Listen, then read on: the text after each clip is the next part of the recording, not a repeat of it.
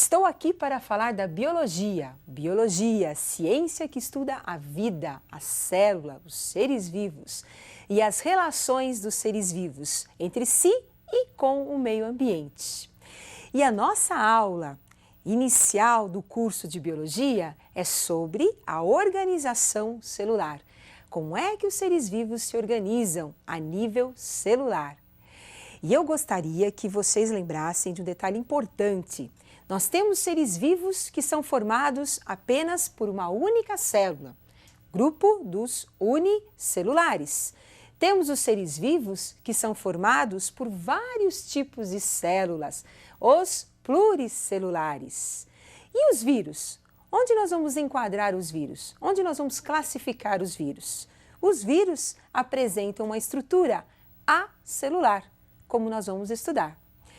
E eu gostaria que vocês acompanhassem imagens de seres vivos. Temos aí a imagem dos vírus. Apresenta uma estrutura muito simples, um capsídeo envolvendo o seu material genético, que é o DNA.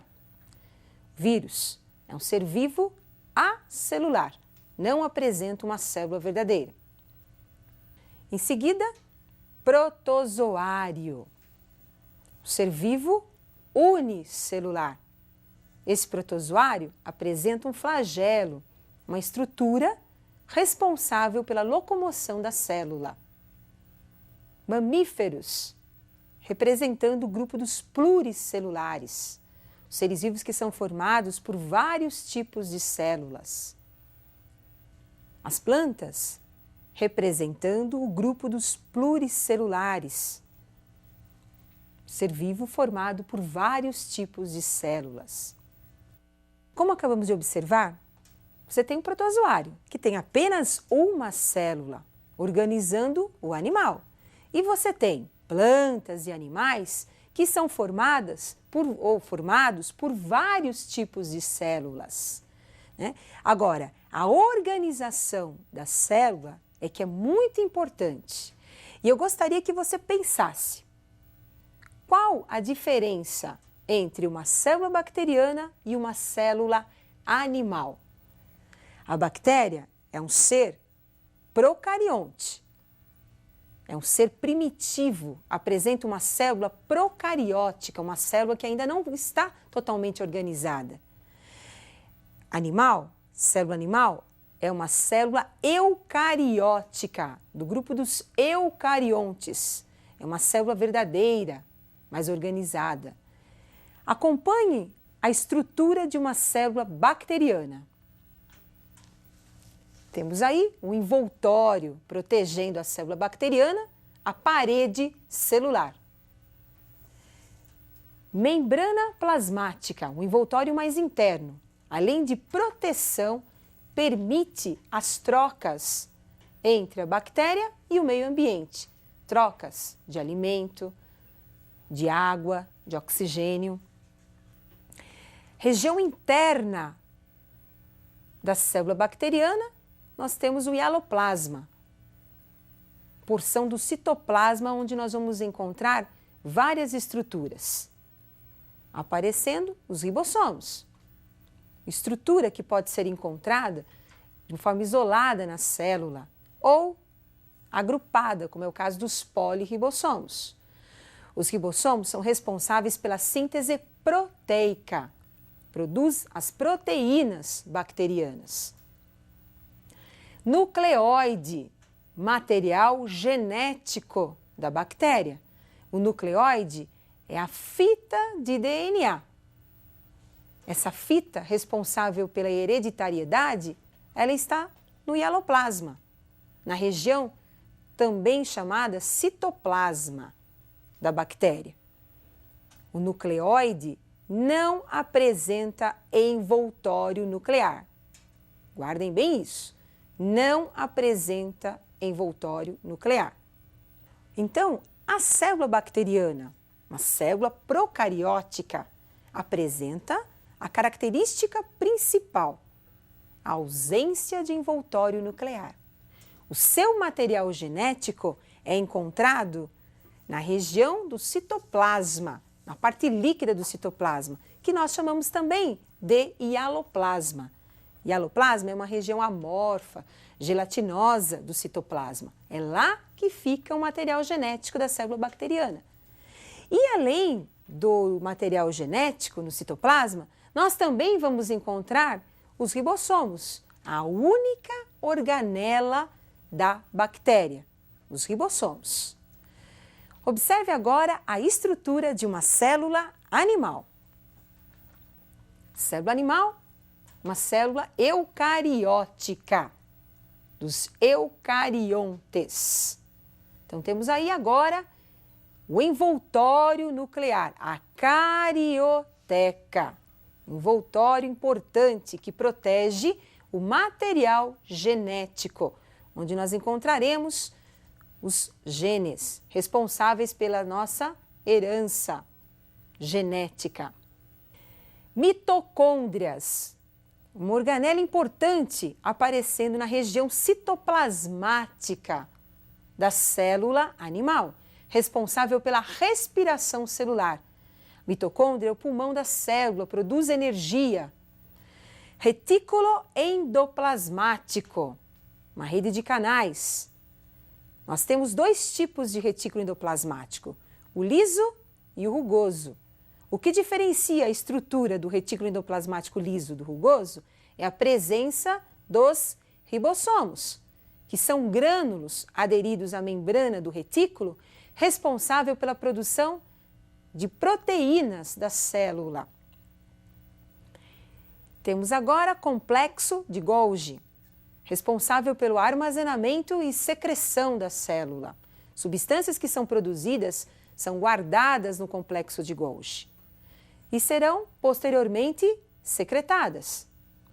Centríolo, organela importante responsável pela formação do fuso celular durante a mitose, a divisão da célula. Lisossomo, organela responsável pela digestão intracelular, partículas que penetram na célula e que deverão ser digeridas pelo lisossomo. Então percebam, eucarionte apresenta o envoltório nuclear, a carioteca, e também muitas organelas que são responsáveis por várias funções dentro da célula. Enquanto que no procarionte, na bactéria, nós só encontramos os ribossomos, como a organela responsável pela síntese das proteínas bacterianas. E os vírus? São seres acelulares, de uma estrutura muito simples. Vamos estudar agora os vírus. Estrutura viral. Capsídeo, envolvendo o material genético dos vírus. Material genético que pode ser DNA ou RNA. Responsável pela hereditariedade, pelas mutações que ocorrem nos vírus. Os vírus são acelulares, como nós acabamos de observar. Tem uma estrutura simples, material genético, DNA ou RNA. No caso do HIV, o vírus da AIDS, ele é considerado um retrovírus, porque ele apresenta RNA como material genético. Por que os vírus eles são considerados acelulares? Porque eles vão sempre depender de uma outra célula, tem uma estrutura muito simples. Se o vírus ele tem DNA, então nós vamos imaginar uma situação. DNA é o engenheiro de uma obra, o RNA é o operário desta obra. Então, se o vírus ele tem DNA, ele tem um engenheiro, falta o operário. Então, ele vai buscar o operário em uma célula que ele irá parasitar. Se o vírus tem o RNA, ele tem o operário, falta para ele o engenheiro. Então, o vírus vai parasitar uma outra célula para buscar o engenheiro. Então, por isso, ele é considerado acelular. Ele sempre vai depender de uma outra célula que ele irá parasitar para poder se reproduzir. Fora da célula, o vírus não tem capacidade de se reproduzir. Mas eu gostaria que vocês não esquecessem os principais pontos dessa aula. Então acompanhe uma tabela com um resumo dos principais pontos desta aula. Organização da estrutura celular dos seres vivos.